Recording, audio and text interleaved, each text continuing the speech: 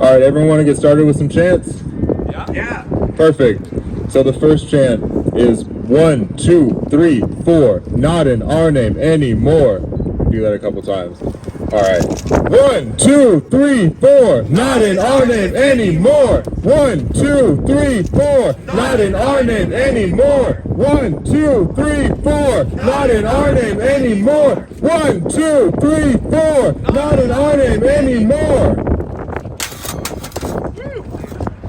And the next one is, I ask who can stop the war, and y'all say we can stop the war. Who can stop the war? We can stop the war. Who can stop the war? We can stop the war. Who can stop the war? We can stop the war. Who can stop the war? We can stop the war. Perfect.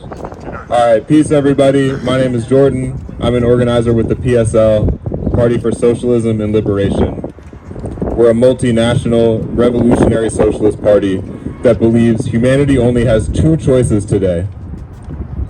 It's a choice between an increasingly cruel and destructive capitalism and socialism, a system where working people hold political power. Today we're proud to take part in a national day of action with almost 300 other organizations centered on a march in Washington, D.C., where thousands of people are going to take to the streets. Our key demands are put an end to Washington's endless war. Our other demand is to take money and put it towards people's needs and not for war. So thank y'all for coming out today. This weekend is the 20th anniversary of the criminal U.S. invasion of Iraq. Since then, in 2003, the U.S. has put sanctions on more than 40 countries. The targets of this economic warfare by the U.S. include the people of Cuba, Zimbabwe, Venezuela, Ethiopia, Eritrea, Iran, and many more. We don't stop the sanctions when humanitarian crises take place either. We've kept them in place on Syria, even after an earthquake rocked the country on February 6th. U.S. bases and commands blanket most of the world. It's a global empire. The Biden administration is determined to escalate the war in Ukraine. The real goal of the massive arming and training of Ukrainian forces has nothing to do with the interests of Ukrainians or the interests of the Russian or American people. No. The aim instead is to weaken Russia, as stated by the U.S. Secretary of Defense himself, even at the risk of catastrophic nuclear war that could end life on Earth. A U.S. general commanding 50,000 troops in the Pacific also issued a letter to his sub-commanders in recent days, informing them that he believes the U.S. will be at war with China within the next 2 years. The danger of global war is growing, and the people must act. So that's why we're here today, and we're going to start it off with our first speaker, Peter Sense, a member of the Party for Socialism and Liberation. Everybody give it up. All right, thank you, Jordan. Like you said, my name's Peter. I'm organizer with the PSL, Party for Socialism and Liberation. I want to thank everyone for coming out today and commend you for the bravery in doing so. But we've been here before, haven't we? We've seen this in Iraq. We saw this in Afghanistan, in Libya, and in Vietnam before that. The Pentagon and the media drum up support for war, and then years later, looking back, everyone says that was a mistake. If we knew then what we know now, we never would have supported that war. But let's take a stand now, not 5 or 10 years from now. They need our support to wage this war, and they need our support to spend billions of dollars on death and destruction. The U.S. can't wage a war without our consent. They spend so much energy telling us that their wars are fought in our name because they know they can't continue without our support. That's right. They know that they can't continue dumping resources into the war machine while ignoring people's needs unless we allow it. But are we going to allow it? No, we're going to demand peace. We demand peace when the government is set on continuing the conflict and the media is in raucous support of escalation. We in the PSL have been in this position before.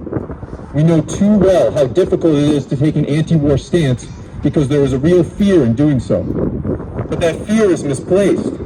Years later, that fear always subsides. We look back and we see that there was nothing to be afraid of. The anti-war and anti-imperialist position was the correct one. Taking an anti-war stance is not about supporting one ruling class government over another. It's not about Putin or Biden or personalities.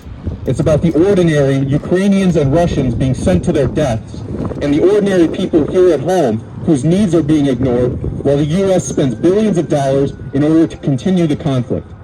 An anti-war stance is about people's right to live in safety, about the need to channel our resources towards people's needs, not the needs of U.S. empire and weapons manufacturers. You said it. Proxy war in Ukraine, where over $100 billion has been dumped in the form of guns, ammo, tanks, and missiles, is no closer to ending today than it was when it began a year ago. The U.S. government has promised to support the people of Ukraine, but is it really supporting them by pouring fuel on a raging fire with more increasingly destructive weapons? Not at all. Do Ukrainians really benefit from this? Not at all. Thousands have died. Infrastructure has been destroyed. The economy is screaming both there, across Europe, and here. It's time we ask, to what end? Washington and Zelensky are willing to fight to the last Ukrainian, rejecting every possibility of truce or even a Christmas ceasefire. Again, we have to ask, to what end? What is the practical conclusion of this conflict? This war is lining the pockets of the rich. It's made Raytheon, Northrop Grumman, General Dynamics, and Lockheed Martin even richer as they pour more death and destruction onto the battlefield. The U.S. wants this conflict to continue for the purpose of weakening Russia and will gladly sacrifice Ukrainian lives to do so. American soldiers are not dying in this war, and that's why it's been easy to hide the war's true cost over here in terms of lives lost and towns destroyed. But the true cost is staggering. 80 years ago, the people of both Ukraine and Russia, united in the Soviet Union, fought side by side to save the world from the horrors of Nazism. Now, after 3 decades of NATO expansion, nearly 10 years after the State Department worked with neo-Nazis in order to orchestrate a coup in Ukraine, the government that speaks in our name has used the proud Ukrainian people as pawns in a geostrategic game to weaken their rivals with no care for how many people die along the way. We don't need to support Russia's illegal invasion to recognize the senselessness of continuing to throw away more and more young lives in this stalemate. The actions of our government, both overt and covert, have made enemies out of once allied people and are making a fortune for their billionaire patrons in the military-industrial complex. This must not be allowed to continue. Must not be allowed. This war is unpopular in Latin America, in Asia, and in Africa.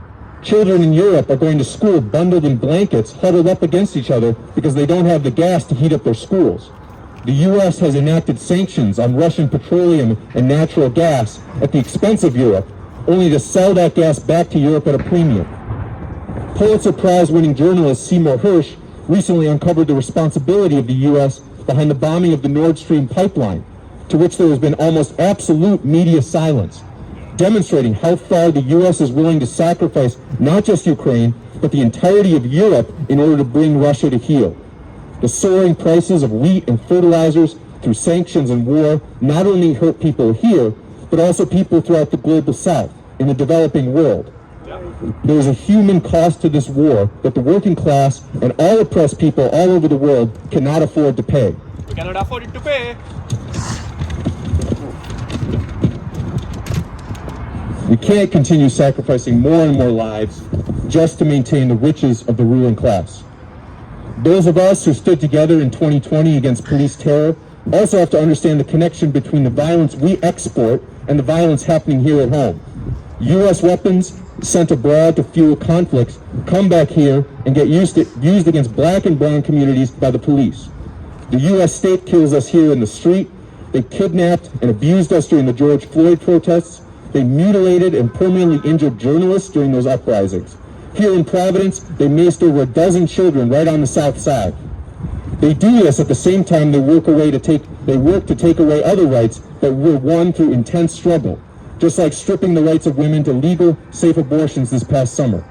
During all these domestic struggles, they lie to us, they slander us, and they criminalize us for protesting and resisting anti-democratic policies and state violence. We shouldn't believe that these lies end at the borders of the U.S. Is it hard to believe that they're also lying when they talk to us about people we don't know, who speak a language we don't understand? The people of the U.S., the hard-working, serious, and righteous people of the U.S. must demand a stop to this war, especially as the far right tries to hijack and confuse the anti-war movement. The far right wants an end to the war in Ukraine just to concentrate on a coming war with China. For us, we must end the war in Ukraine and stop at any cost all U.S.-backed and funded wars as our government drives us toward the cliff of nuclear confrontation. We cannot let the right wing assume control of the anti-war movement through deceit and opportunism. We don't only have a world to win, we have a world to save. We must remember Fallujah in Iraq and My Lai in Vietnam. We must continue to stand against the ruling class government for waging wars against Black America and indigenous people. We understand too well that the violence we send abroad not only leaves death and devastation overseas, but comes back home in the form of police terror, whether in New Orleans after Hurricane Katrina, in LA after Rodney King, in Ferguson and at Standing Rock, in Minneapolis and in Memphis, and too many others to count.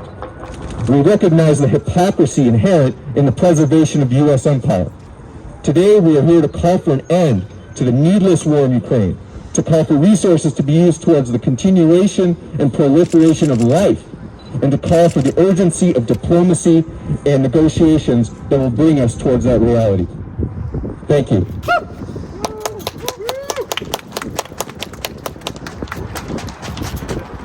Thank you, Peter. So 20 years ago, the U.S. began its war and occupation of Iraq. That wasn't even the first time that the U.S. had invaded Iraq. In 1991, we had Operation Desert Storm. This was the first invasion. It was 43 days of U.S. bombing that destroyed Iraq's civilian infrastructure, water, electricity, food, and even more. And then 12 years of blockade, killing 1.5 million Iraqis. U.S. imperialism couldn't break Iraq's resistance. 9/11 became the pretext for Bush and the U.S. to pledge an endless war. It was Iraq, Yugoslavia, Libya, Syria, and on and on. And now the U.S. plans war with Russia and China, and the people have to stop this imperialist madness. Next, we're going to hear from Terri Wright, who's an amazing housing organizer out of Dare and a leader in our community. Let's give it up for Terri. Thank you, everyone.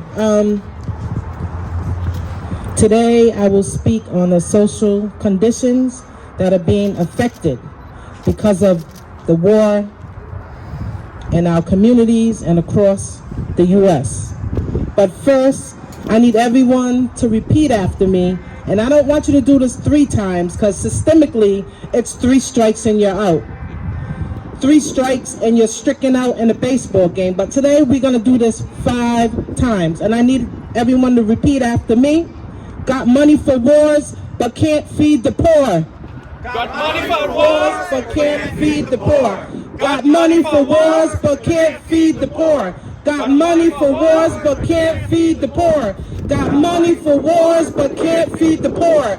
Got money for wars, but can't feed the poor. Tupac Shakur. Whose war are we really fighting? Whose war did we fall victim to? There is still a war on poverty in the U.S. There is still a war on drugs in the U.S. There is still a war on gun violence in the U.S. There is still a war on police brutality in the U.S. There is still a war on racism in the U.S. There is still a war on poor people in the U.S. There is still a war on low-income housing and homelessness in the U.S. And there is a growing war on health insurance, Medicaid and Medicare in the U.S. Yeah, you said it right. Politics and capitalism, also rights and equality in the U.S. Livable wages, education and equal opportunities, There is still a war on black and brown bodies in the U.S. You tell me how we fare well in history. There is still a war on justice in the U.S. That's right. We are still at war in the U.S. How do we reduce the cost of urban warfare? We live in constrained environments with a disturbed social order. War destroys communities and families. What about the peace in our communities? War disturbed the economic position of our country. That's right. And did you know, because I just found out, because it's not in our history books, cocaine and amphetamines were given to soldiers at war to increase alertness. That's right. It is written and proven that drug use can negatively affect combat readiness and reduce the performance of troops, the same as operating a vehicle under the influence of drugs. It's the law. Inland, here in our communities, a growing war on drugs. Those same drugs are flooding our communities. It's the same drugs. Veterans are hurting and homeless, left to combat symptoms of war,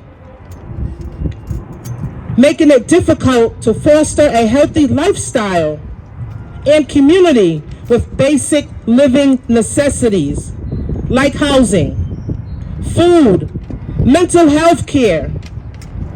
Also adding additional expenses to healthcare systems of both civilians and the military.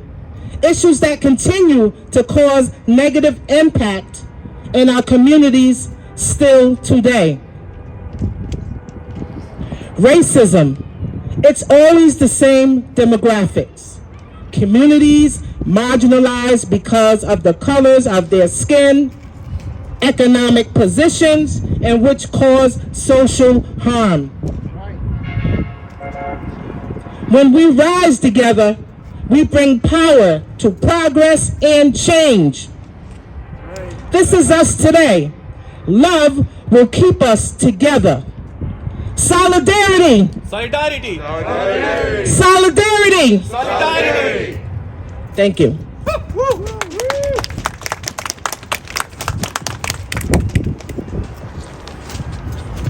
Thank you so much for that, Terri. We've talked already about how one of the goals of this war for the U.S. is to weaken Russia, but that's not the only opponent they're preparing for. At the very top of the Pentagon's list of enemies is China.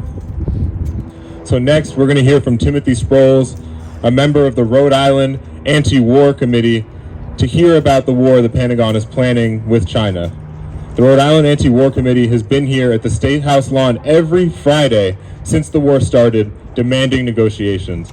So, all right, let's hear it. Thanks, Jordan. So I was asked to talk about the developing and ongoing conflict between the U.S. and China. To begin with, it's not about freedom and democracy as it's portrayed by our government and the mainstream media. It's about economic power and geopolitical influence. That's right. Since the collapse of the Soviet Union, the bureaucrats, the political class, and the wealthy elite in this country have allied with each other to design a world order based on domination by the U.S. both economically and militarily. That's correct. In the last decade, we have seen the U.S. evolve away from brutal military conquests of other countries to a more subtle form of coercion, the dominance of the dollar and the U.S. economy over the rest of the world. Yeah. In a word, sanctions. Yeah. Not only does the United States government prohibit American companies from doing business with certain countries, such as Iran and North Korea, it prohibits companies the world over from doing business with countries that the U.S. has targeted. That's right. The aim is to punish entire populations of nations that won't toe the U.S. line in world affairs, with the hope that the citizens will, in desperation, rise up against their own governments. The effect of this policy can be devastating. Iran, for example, can't buy spare parts for its aging commercial airliner fleet, and that has resulted in an increase in plane crashes in that country. We have seen policies of this type lead to devastating wars in the past. The prohibition on exporting oil to Japan in the 1930s was a major factor that led the Japanese government to attack Pearl Harbor. Now we are witnessing countries that the U.S. has sanctioned pulling closer to each other in order to stave off American dominance. Currently, the U.S. is spending a great deal of political energy in forming alliances to confront and contain China. Nearly all the talk about military confrontation between China and the U.S. is coming from the American side. China is certainly trying to extend its economic strength and influence throughout the world, but it really hasn't threatened other countries militarily.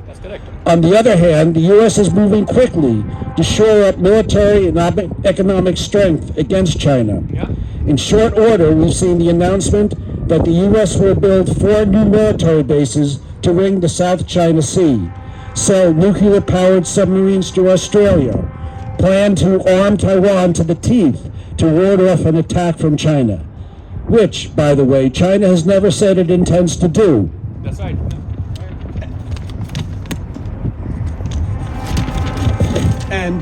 And to warn China to not send Russia any military aid for its war in Ukraine. In contrast, China is acting like an exemplar of diplomacy and supporting negotiations to resolve conflicts between adversaries.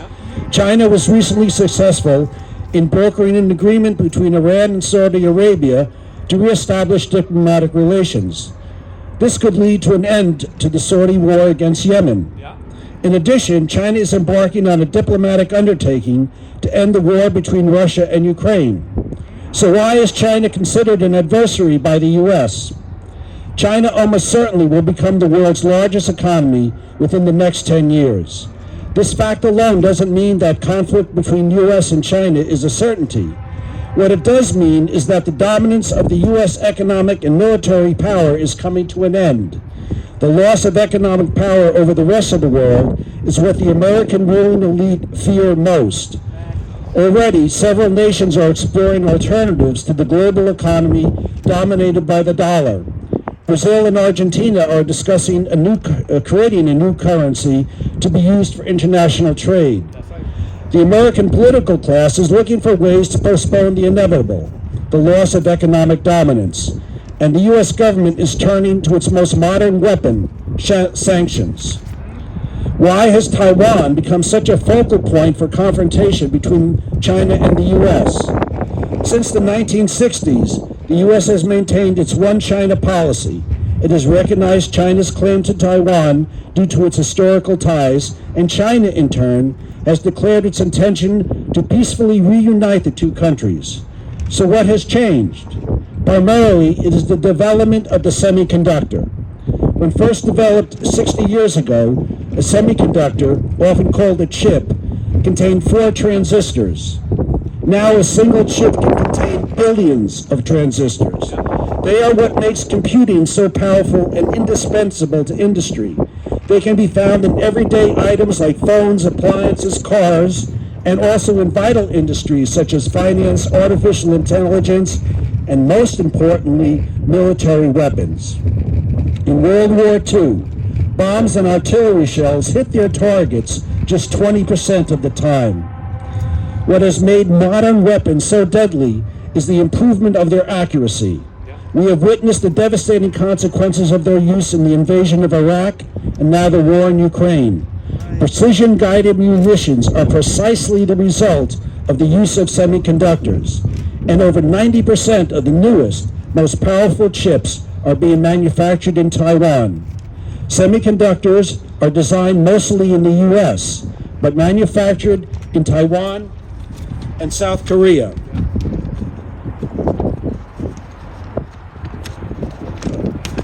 Sorry about that. Okay.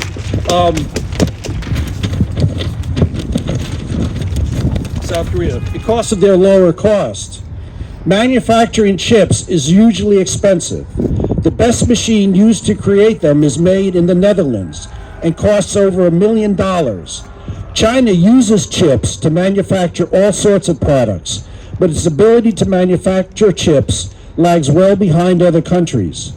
So it should be no surprise that the U.S. has convinced the Netherlands to not allow the chip-making machines to be sold to China. China can make its own chips, but is several years behind in its technological ability to create the most powerful ones. You may be aware that the U.S. is undergoing an overhaul of its nuclear weapons system. It alone is projected to cost over $1 trillion. The explosive power of the nuclear bombs isn't what's being improved, but the accuracy of their targeting ability. A nuclear warhead exploding 50 miles from its target will still be devastating, but a bomb scoring a direct hit on an enemy's missile silo will prevent that country from responding in turn. Thus, we are in a situation that a first strike nuclear attack by the U.S. could succeed in winning a nuclear war. At least, that's what the war planners intend. We know nuclear war will be a loss for humanity. It's a loss. This is what China is up against. Cut off from the most important element in modern industry, it is being bullied by the U.S. into accepting permanent second-class status as an industrial and military power. It shouldn't be surprising that China will resist this development. It is time for Americans to cast off the notion that U.S. dominance of the world is a good thing. Other nations have their reasons for not bowing to U.S. supremacy. We have a chance to demand a world where nations treat each other as equals, where negotiations are used to settle disputes and the Earth's resources are shared equitably. Climate change, poverty, inequality, and disease must be tackled by nations working in partnerships, not conflict. Thanks a lot.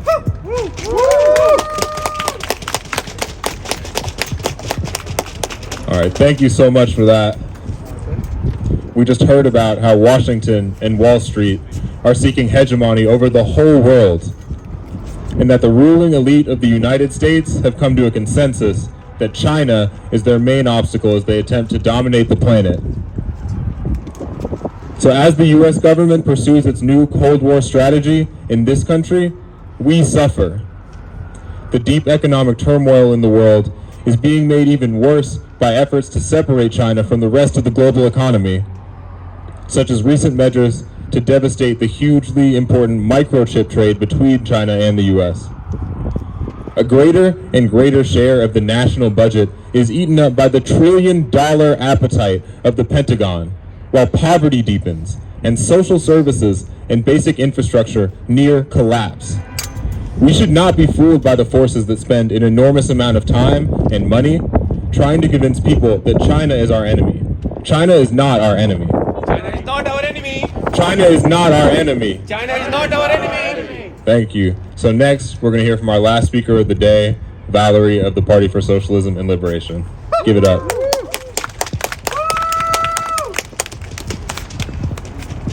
Hello, everybody. I'm going to start off with the chant. So I'm going to say the first part, and you guys are going to say the second part. Money for jobs and education, not for war and devastation. Money for jobs and education, Not for war and devastation. money for jobs and education, Not for war and devastation. money for jobs and education. Not for war and devastation. Thank you. Last year, inflation went up by 8%. For every $100 we spent 8 more on groceries than we did the year before. For every $1,000 we made, we spent $80 more on clothes. If you made $10,000, $800 more than last year went to keeping your family fed and clothed. This wasn't even the worst example of inflation. Sometimes we paid even more. Transportation went up a whopping 15%. Yeah. So for every $1,000 you spent commuting this year, you spent $150 more this year. Yeah. But did your paycheck go up? No.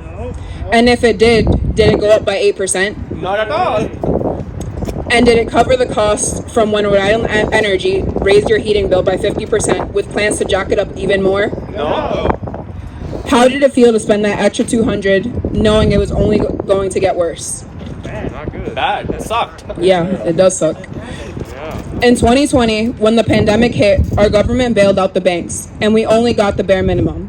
They gave us a little check to ease our pain, The only bailout this year was for the war makers and as of yesterday, the bankers. Our people are starving. More than half of Americans living paycheck to paycheck. And so what does the government do? They send $100 billion to weapons to kill other people's children. $100 billion to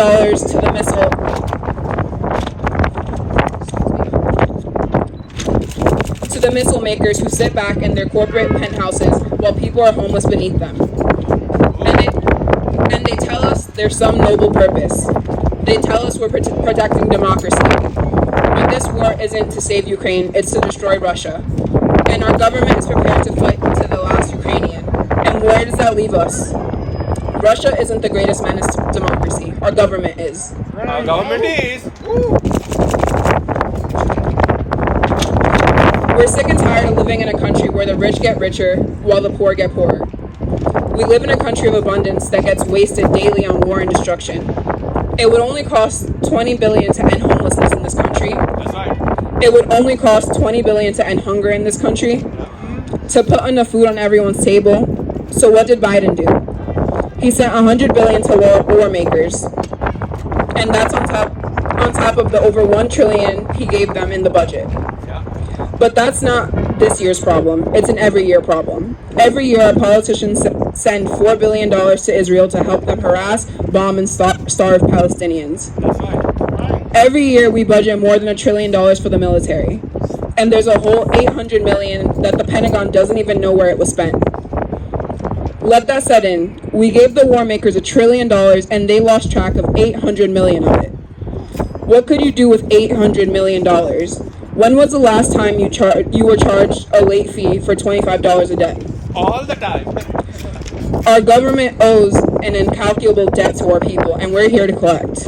Yeah. Our government destroys the world, and it comes down on us. They bombed the Nord Stream pipeline, and we're the ones who have to pay for more heating. They make us pay for supply chain problems that they caused with their war. That's right. But sit back and rake in billions more, and we're supposed to believe it's just inflation. But the billionaires don't really run this country. We do. Right. We pump the oil out of the ground. We refine it. We, the workers, are the ones who make the food and sell it. We make the clothes. We build the houses. We keep the lights on. And if we were working together, we could shut it all down tomorrow and start anew. We could start it all down. We're tired of starving to fund murder. We're tired of shrieking doctors' visits while other people's children get put in the hospital. Workers make the world run, and it should be us who run the world. Yeah. Right. We want a government that's for the people and by the people. We want a government that funds opportunities instead of ending them. We could have enough jobs for everyone tomorrow. We could have free college for everyone tomorrow. Yeah. We could have free healthcare for everyone next year. We could have completely sustainable energy in just 10 years. That's right. We want a government that funds people's needs, not the war machine. And we're prepared to change the whole damn system to get it. Let me hear you say it. Our needs matter. Our needs matter. Our lives matter. Our lives matter. We're not gonna take it. We're not going to take it. Let's put people over profit. Let's put people over profit. Money for jobs and education. Not for war and devastation. Money for jobs and education. Not for war and devastation. Money for jobs and education. Not for war and devastation. Thank you.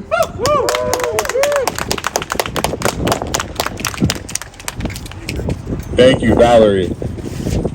All right, everybody. Val was just talking about some of the things workers are dealing with here in the U.S. So to fight inflation, what do we need to do? To fight inflation, we need to end the U.S.'s massive international sanctions regime. We need to demand that they stop sending weapons to fuel the Ukraine war. Yeah. Right. And we need to demand that they stop blocking peace negotiations. Yeah. Yeah. The Wall Street Journal says gas prices are poised to rise again as sanctions on Russia take effect. While the global economists say the massive shock of war will produce, quote, new inflationary pressures, sapping confidence and household purchasing power, end quote. U.S. sanctions on Venezuela and Iran are further impacting the market in oil and gas, driving up prices and driving the climate crisis, destroying the planet.